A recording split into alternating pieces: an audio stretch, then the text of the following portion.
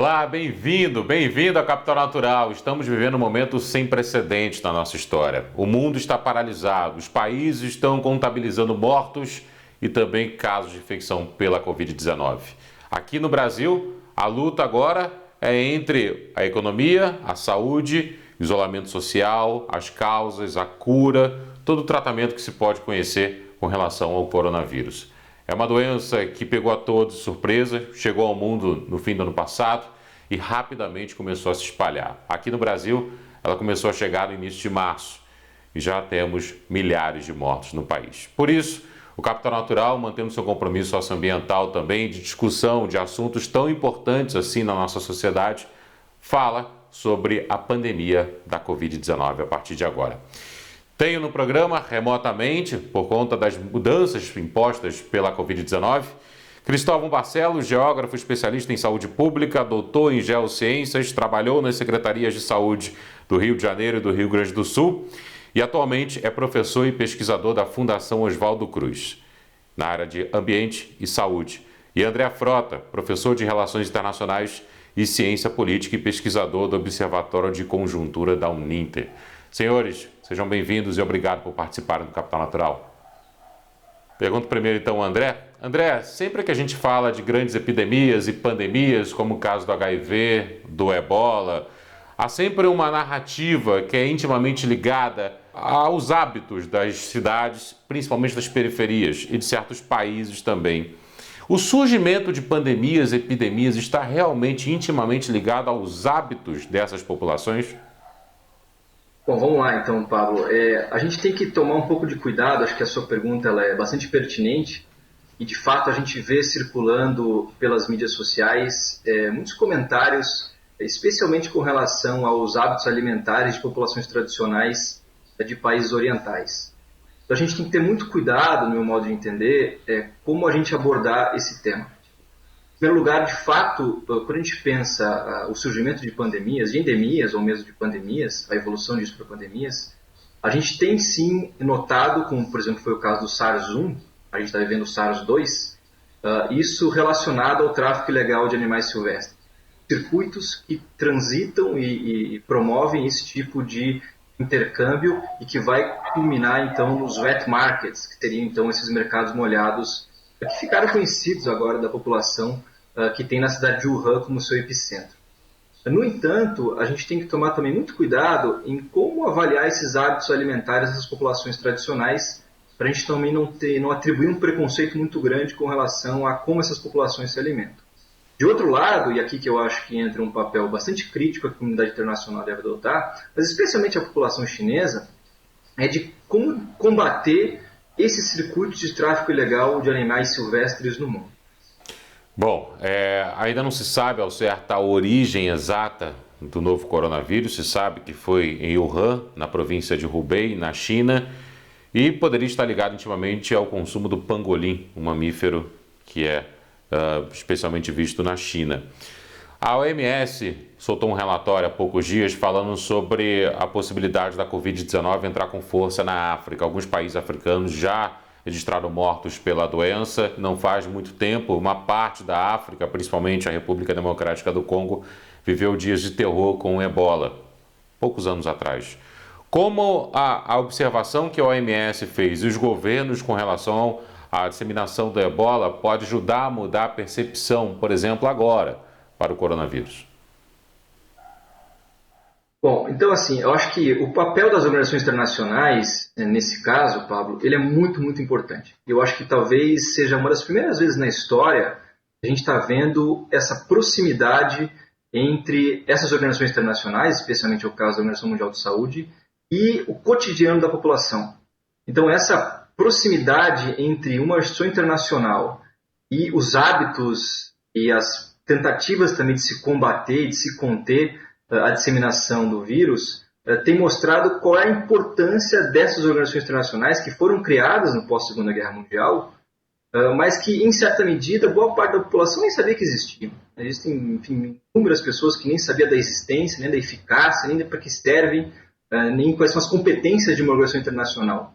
E a partir do momento então, que a gente passa a ter cotidianamente informações, personalidades políticas vindo e dialogando em torno de como internalizar esse horizonte e esses protocolos que a Organização Mundial da Saúde sugere, a gente vê como que é importante que essas organizações elas exerçam seu papel, em primeiro lugar, mas que também os Estados nacionais, especialmente as lideranças políticas, sejam parlamentares, sejam presidentes, sejam quem fores, eles também consigam escutar essas organizações internacionais e passem a criar soluções que são soluções que necessariamente sejam concertadas entre os Estados, uns em relação aos outros, mas também com as organizações internacionais.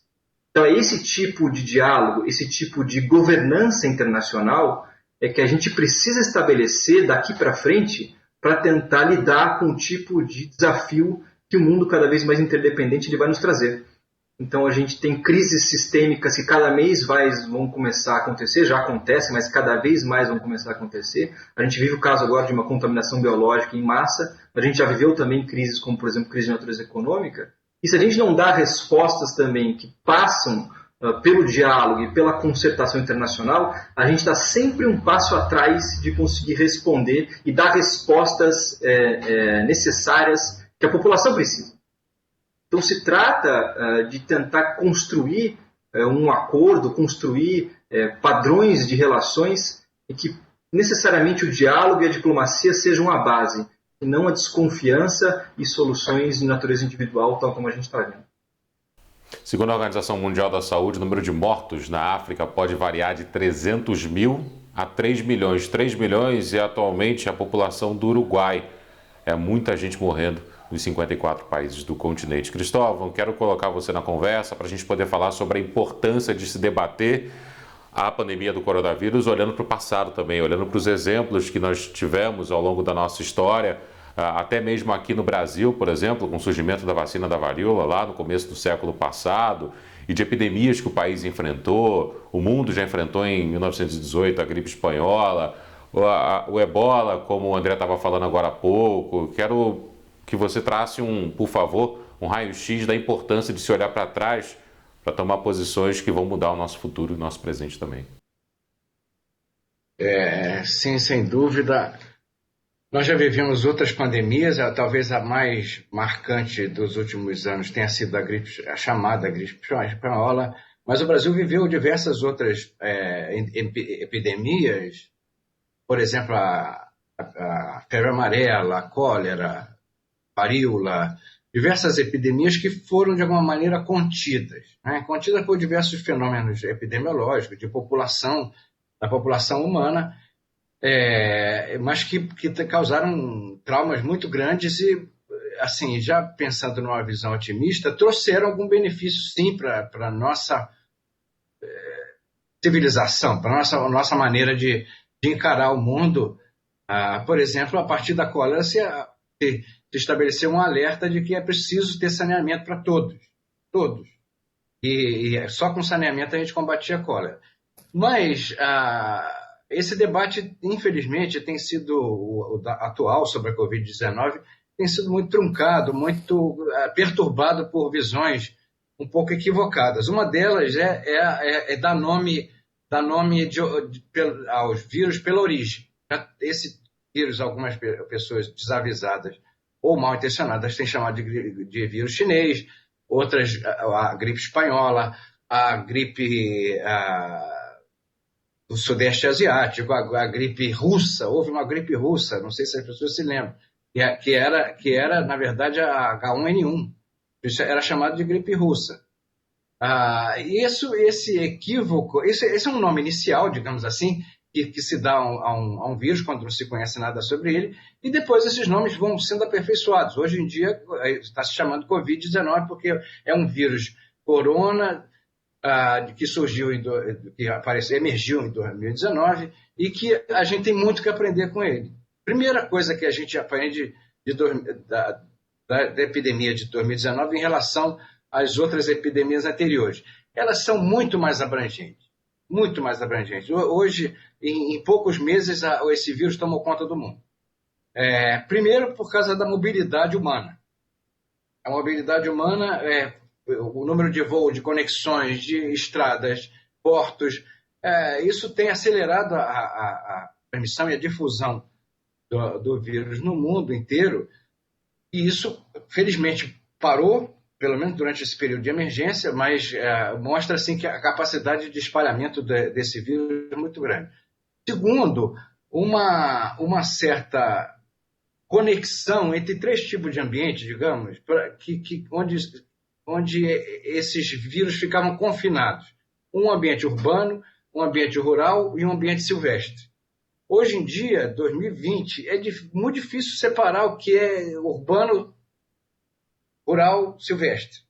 Pessoas que moram em grandes cidades têm casa no campo, no meio do mato. Pessoas que moram no meio do mato vêm à cidade porque tem que executar algum serviço, às vezes um problema administrativo, vem para as grandes cidades. A produção agrícola vem para as grandes cidades. As pessoas recebem salário e voltam para a área rural. Então, essa compartimentação não existe mais. E é interessante pensar, agora sim, dando um novo nome ou tendo uma nova perspectiva sobre esse Covid-19, que tudo indica resultado de uma mutação de um vírus que acontecia em morcegos e depois pandolins. Esses animais, eles têm uma grande circulação, eram do ambiente silvestre, mas eles andam, eles voam, né? É um mamífero que voa, estranhíssimo, né, da gente pensar nisso. Tem milhares de espécies de morcegos no mundo, e eles têm um trânsito enorme, inclusive invadindo quintais de casas, mercados, né? Foi famosa aquela cena do morcego sendo vendido no mercado. Por que isso é importante? Porque, pensando no vírus como uma mutação ocorrida entre os morcegos, é possível a gente recuperar o ambiente original que esse vírus foi desenvolvido, sofreu mutação e agora no mundo inteiro, e a gente pensar estratégias de alerta. Então, é muito importante restabelecer, estudar esse ciclo da origem do vírus, como ele foi mutado e como ele se adaptou a um novo ambiente, para a gente exatamente desenvolver estratégias de combate, de mitigação e até desenvolvimento de medicamentos e vacinas. Capital Natural faz a sua primeira pausa. Daqui a pouco eu volto com o Cristóvão e também com o André para falarmos mais sobre a pandemia do coronavírus, sobre como isso está nos afetando e como o passado pode ajudar a definir o presente e o futuro também. Até já.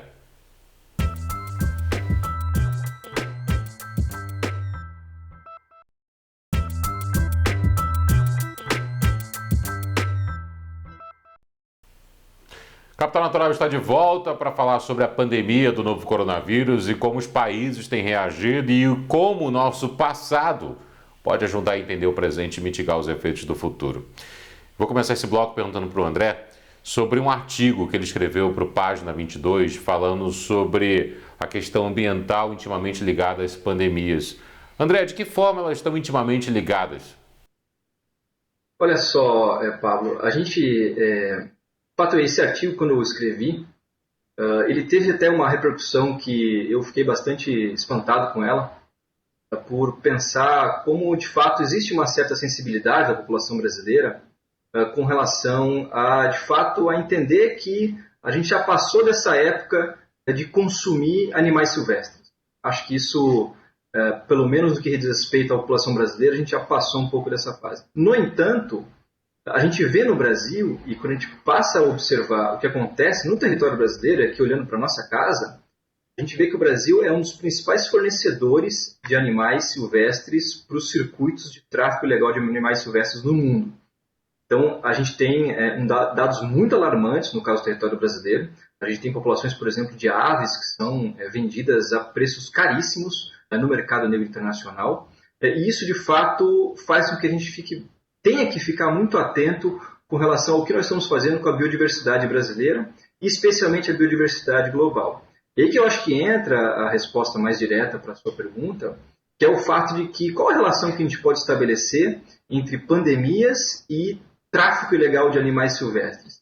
E a relação que a gente estabelece, e essa não é a primeira vez que isso acontece, já é a segunda vez que isso acontece, ou em outras também, mas que atingiram um grau como esse, é a primeira vez que a gente está vendo, é a existência, então, de tipos de animais vírus que se encontravam nos seus próprios ambientes naturais e que estavam restritos a esses ambientes num determinado equilíbrio, que a partir do momento que a gente vê determinados grupos irem lá e extraírem esses animais, como por exemplo é o caso do pangolim, que de fato é uma hipótese, ainda não está comprovada, mas é a hipótese que a gente tem por enquanto, de um animal silvestre que estava em seu habitat e que ele é extraído, é um dos animais mais visados no mercado negro internacional, especialmente no mercado asiático, e que ele passa a estar inserido depois nesses circuitos de consumo, de produção, de consumo dessa carne, desses animais, nesses mercados que são mercados internacionais, especialmente no caso dos mercados molhados da cidade de Wuhan. O que acontece é que esse vírus,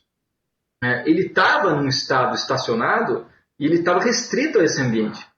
O fato de a gente ir lá e extrair esse animal desse ambiente e colocar ele num circuito de consumo de animais da população de seres humanos, isso nos deixa sempre vulnerável a gente novamente ter um outro tipo de vírus que a gente tenha contato, que a gente não tem anticorpo, que a gente não tem e não está habilitado a combatê-lo com a velocidade que a gente deveria. Então, se a gente está preocupado agora com o SARS-2, que é o Covid-19, a gente não deve pensar que isso pode acabar com essa pandemia, com o fim dessa pandemia. Muito pelo contrário. Eu acho que a gente está vivendo, a gente passou a ter ciência da dimensão de um problema que já existia, mas que passou agora a ser um problema dessa proporção, porque a gente viu uma mutação de um vírus, ele é extremamente transmissível e também bastante letal. No entanto, a gente não tinha, acho que boa parte da população mundial não tinha se tocado da importância disso, da importância de a gente combater isso. De fato, o próprio consumo de animais silvestres no território chinês ainda era permitido. Então, depois que houve esse caso, que foi o caso da disseminação do coronavírus, é que passaram a restringir isso em território chinês. Então, eu acho que precisa existir uma grande concertação global para a gente eliminar o tráfico ilegal de animais silvestres e, pelo menos, essa porta da entrada de potenciais vírus letais que estão estacionados em habitats, são habitats naturais que a gente não devia mexer, não devia tocar nesses habitats. Eu acho que é aí que está o grande problema disso. Quando o cinema hollywoodiano conta a história de alguma tragédia que paralisa o mundo, os americanos são os que acabam salvando o mundo. Sempre há a discussão do mocinho, o antagonista, ou, por exemplo, como é o caso dos filmes do 007. Só que nesse momento, cada país tem olhado para o seu território de uma maneira diferente, com cada discurso. Uns com uma possibilidade de flexibilização de isolamento social, outros defendendo o isolamento social, uns tomando medidas até antes do que se esperava e outros, infelizmente, tarde demais. Como você tem observado essa postura de determinados países tomando essas medidas, cada um tomando uma medida diferente, sem um único protocolo? Eu acho que esse é um sintoma, Pablo, assim, desse cenário que a gente se encontra hoje em dia, de uma desarticulação em termos de política global, como por exemplo o caso agora, de uma política de contenção de uma pandemia, e a gente vê isso não como opções que são metodologias distintas de aplicação da contenção da pandemia. A gente está muito longe de pensar que de fato os países estão adotando um protocolo muito acadêmico e já testado, e existem múltiplas receitas que podem ser aplicadas, seja por um país ou seja por outro. Muito pelo contrário, o que passa muito mais a impressão é que existe de fato uma falta de coordenação política por parte das lideranças globais em torno de combater uma pandemia. E isso sinaliza também para a gente pensar um diagnóstico da forma como nós estamos nos relacionando, especialmente no ambiente internacional hoje em dia, que são países tentando se voltar muito para dentro e tentar resolver e tomar soluções, estabelecer soluções que tem muitas vezes um conteúdo eleitoral que certamente não devia existir nesse momento com esse tipo de gravidade. Então, por exemplo, a gente teve recentemente o corte de verbas por parte do presidente norte-americano com relação à Organização Mundial da Saúde, um momento absolutamente crucial. Então, uma retaliação a uma possível falta de aviso, ou talvez por uma desconfiança que exista por parte da administração atual que está presente nos Estados Unidos, mas cortar a verba de uma organização que ela é absolutamente crucial nesse momento. É exatamente o oposto que nós devíamos fazer. Nós devíamos fortalecer a OMS, fortalecer os seus mecanismos, fortalecer os seus mecanismos de disseminação da informação, que pelo menos é um horizonte que nós temos em conjunto e que todos os países de igual maneira olham.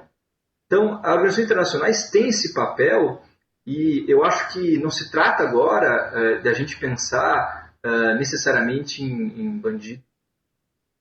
Pelo contrário, a gente procurar criar uma estratégia compartilhada, conjunta, dialogada, diplomática e que seja efetiva. É com esse tipo de solução que a gente vai conseguir responder os problemas com mais velocidade. Então nós vamos estar sempre um passo atrás de tentar solucionar os problemas depois que eles já nos atropelaram.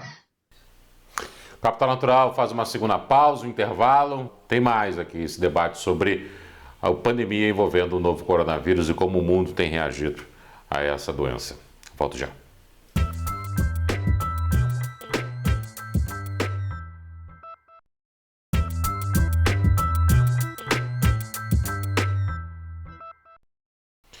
Capital Natural está de volta falando sobre a questão socioambiental diante da pandemia do novo coronavírus. Temos no programa de hoje Cristóvão Barcelos, geógrafo especialista em saúde pública, doutor em geociências, trabalhou nas secretarias de saúde do Rio de Janeiro e do Rio Grande do Sul e atualmente é pesquisador e professor da Fundação Oswaldo Cruz na área de ambiente e saúde, e também André Frota, que é professor de Relações Internacionais e Ciência Política e pesquisador do Observatório de Conjuntura da Uninter. Cristóvão, você citou a questão do saneamento.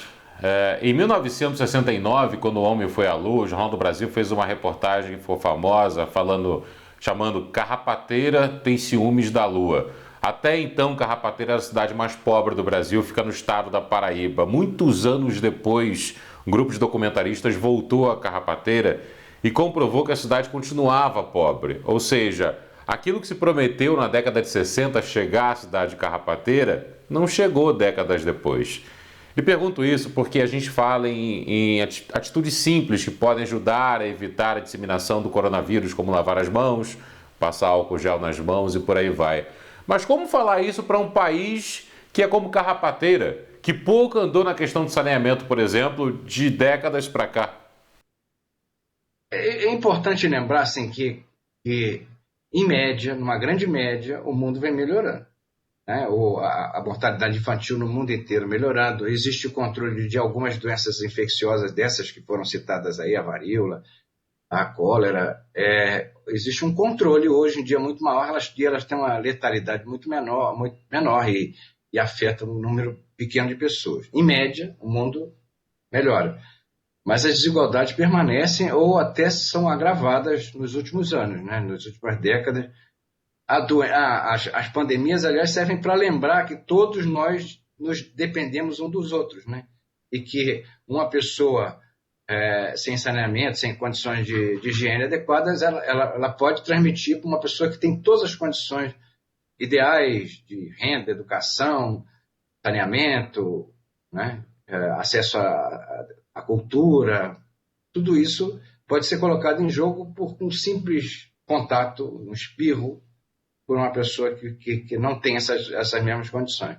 Então, infelizmente, as pandemias têm esse papel pedagógico, né, de ensinar para a gente que um depende do outro. E é um pouco triste até lembrar que a gente faz campanha para as pessoas lavarem as mãos, lavarem o rosto, higiene o tempo todo dentro de casa, se lavar um pouco da casa, usar cloro, usar álcool, e muitas pessoas não estão tendo essa possibilidade, né? Mantenha a sua casa arejada. Às vezes eu trabalho com saúde pública, mas é um pouco difícil falar isso para uma população que mora dentro de um barraco de favela. Mantenha as suas condições de higiene, a sua casa arejada, tome sol. Quem conhece um pouco de alguns desses barracos sabe que é um pouco difícil arejamento, lavar a mão, ter acesso à água, sabão, álcool numa situação dessas. Então, as desigualdades, infelizmente, talvez o Brasil seja que vai pagar o maior preço dessa pandemia devido às suas desigualdades. Um país muito desigual também é os Estados Unidos, e está se mostrando que Claro, o vírus atinge a todos, ricos e pobres, mas está se mostrando uma carga muito maior, principalmente no número de óbitos dessas populações que são, digamos, excluídas, né, pelo sistema. André, o Cristóvão citou pagar o preço. Atualmente, os países mais ricos, mas ainda com desigualdade, são os que têm o maior número de mortos. Estados Unidos, Itália, Espanha, França, Reino Unido. Mas a conta chega para todo mundo. Quem, na sua opinião, vai pagar essa conta mais alta? São os países mais pobres, quando tudo isso acabar e economicamente a situação estiver destruída? Ou são os países mais ricos que vão ter uma dificuldade muito grande para reerguer o seu futuro e o seu planejamento com questão de saúde pública e atuação também do Estado quando tudo isso acabar? Então, Paulo, eu acho que essa é a grande pergunta, né, que a gente vai ter e a gente deve estar se fazendo agora. Eu acho que eu concordo com os argumentos do Cristóvão, de pensar como que foi o trajeto desse vírus, até para a gente ainda ver como que ele vai passar a atingir com mais intensidade, especialmente os países em desenvolvimento, especialmente o continente africano e também aqui na América do Sul, como é que ele ainda vai exercer o seu maior grau de letalidade. Porque quando a gente pensa, então, como é que esse circuito do vírus ele acontece, a gente consegue, de certa maneira, também deduzir por onde passam os principais fluxos de comércio internacional e também os principais fluxos de pessoas, né? São, de fato, os países mais desenvolvidos, são também, de fato, as principais metrópoles globais, e é por elas que esse maior intensidade de tráfico de circulação de pessoas e também de tráfico de mercadorias, de circulação de mercadorias, é que, de fato, a gente vê por que ele inicia, então, na China, depois ele passa para os países asiáticos, aí ele vai para a Europa, depois ele vai para os Estados Unidos, e agora ele está chegando nos países em desenvolvimento. Até porque esse, de fato, também é a estrutura do comércio internacional. Então, agora que a gente vai passar a ter aqui na América do Sul e também no continente africano, esse vírus começando a atingir esses picos de letalidade e também de transmissibilidade. De fato, esses argumentos que o Cristóvão trouxe são exatamente isso. A gente tem anos e anos de negligência com relação a possibilitar a essas populações mais pobres o acesso a essa infraestrutura sanitária. E isso vai ter um preço, é quase como a gente negligenciar uma realidade que está na nossa frente. Essas populações elas precisam sobreviver, elas precisam criar opções diárias de sobrevivência. Então, entre elas irem à rua, elas irem trabalhar e elas terem que adotar uma estratégia de isolamento, é muito difícil cobrar delas com o mesmo grau de exigência que a gente deve cobrar do restante da população. Então a gente vai ter, de fato, um preço muito alto que nós vamos pagar. Assim, como sociedade brasileira, eu acho que a gente vai ter um trauma muito grande e infelizmente, a gente vai pagar um preço muito alto por essa negligência de muitos anos com relação à desigualdade social. Eu acho que isso vai ser muito duro para nós. André, quando a gente fala sobre o que será do mundo depois, é uma pergunta que vem também com um certo sinal de angústia que acompanha toda a sociedade. Não só eu que estou apresentando esse programa, mas também, acho que vocês dois e também a toda a sociedade, que é o que será do mundo depois que isso passar. Você acha que a palavra normalidade, a volta à normalidade, o termo volta à normalidade, ele vai existir? Ou aquela normalidade que nós tínhamos antes dessa pandemia acabou? O mundo agora é outro depois da pandemia do coronavírus. Olha só, Pablo, se a gente voltar ao mundo tal como ele era antes da pandemia, eu acho que a gente não vai ter aprendido nada com o que aconteceu. Se a gente, como sociedade, como civilização, se as nossas lideranças políticas voltarem e tentarem restabelecer o mesmo tipo de comportamento que balizou e que nos levou até aqui, eu acho que a gente não vai ter aprendido a lição que, de certa maneira, a gente deve extrair dessa pandemia. Eu acho que falta, de fato, solidariedade, eu acho que falta concertação política, eu acho que falta um amadurecimento por parte das lideranças políticas em dialogar mais e pensar menos em ganhos eleitorais de curto prazo.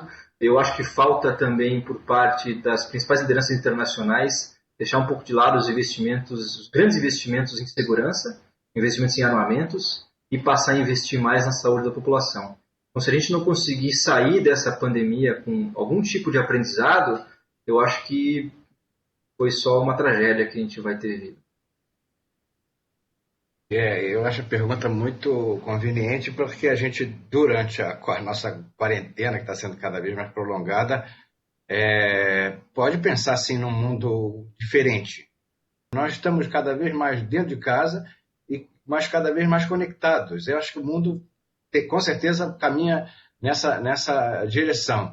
E a solidariedade, não só a solidariedade entre grupos, eu acho que isso já está acontecendo durante essa quarentena no Brasil.